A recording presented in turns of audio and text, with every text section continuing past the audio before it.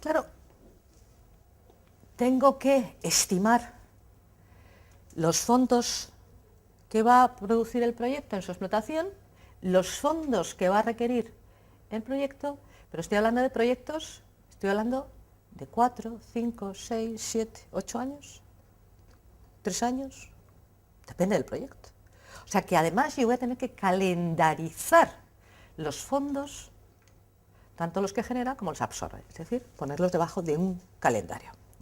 Bien, en análisis de proyectos, en análisis financiero de proyectos, trabajamos el concepto de horizonte temporal. Realmente, en esta sistemática que vamos a trabajar hoy, en análisis de proyectos de inversión industrial, el objetivo básico es estudiar el proyecto desde la óptica económica, desde el principio hasta el final. Es decir, ¿cuándo nace un proyecto desde la óptica económica? Cuando el inversor, la empresa que va a acometer ese proyecto, si queréis, pone el primer euro encima de la mesa. ¿Cuándo termina? ¿Cuándo muere ese proyecto? Cuando desmantelo el proyecto, vendo hasta el último activo del proyecto y el inversor, o la empresa que ha acometido el proyecto, se mete el último euro en el bolsillo. ¿De acuerdo? Esa sería la llamada vida útil del proyecto. Desde que pongo desde la óptica económica, ojo, desde que pongo el primer euro hasta que liquido el proyecto y me meto el último euro en el bolsillo. ¿De acuerdo? La vida útil. Pero claro, si el análisis de proyectos de inversión industrial pretende estudiar un proyecto desde el principio hasta el final, me voy a encontrar con proyectos que el tiempo que transcurre entre ese primer euro que meto y ese último euro que recojo puede ser 40, 50, 60 años. Por ejemplo, proyectos de infraestructura. Meter tubo, ¿vale? O una central. Y entonces, teóricamente, estoy obligando al analista de inversiones a hacer proyecciones y estimaciones de lo que va a pasar dentro de 30, 40 o 50 años. Bien. Pues entonces, cuando nos encontramos con la cruda realidad, el análisis de inversiones lo que hace es tirar la toalla. Tal cual. ¿Cómo? Pues cortando el proyecto.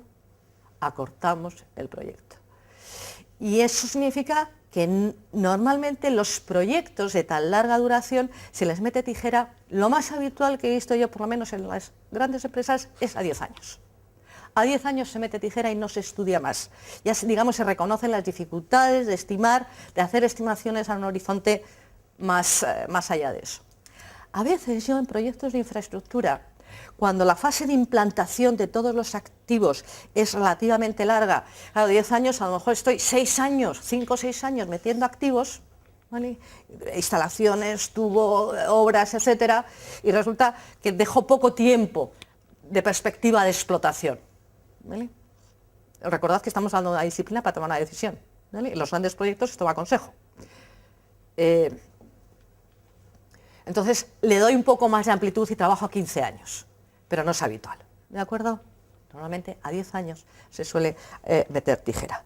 Claro, vosotros diréis, si yo alimento un proyecto con activos para durar 30, 40 años, por lo menos los activos principales, siempre va a haber reposiciones de activos secundarios, pero de los activos principales, y yo meto tijera al cabo de 10 años, ahí hay algo. Porque claro, yo meto la totalidad del valor de inversión al principio, pero luego, no, digamos que no he recogido todo el fruto de un activo capaz de durar 30 años. Bien. Para eso veremos que vamos a trabajar con una cosa que llamamos valor terminal, valor residual o valor final de los activos del proyecto. Se hará una estimación de, al cabo de ese tiempo, cuánto vale esos activos o cuál es el valor aproximado de esos activos. Podría decir, pero eso es imposible de hacer. Hombre, imposible no, es difícil. Pero en términos de planificación, presupuestación, análisis de proyectos a futuro, tenemos dos posibilidades. Meternos a ciegas, sin hacer ningún estudio previo, o hacer algunas estimaciones sabiendo que siempre va a haber desviaciones.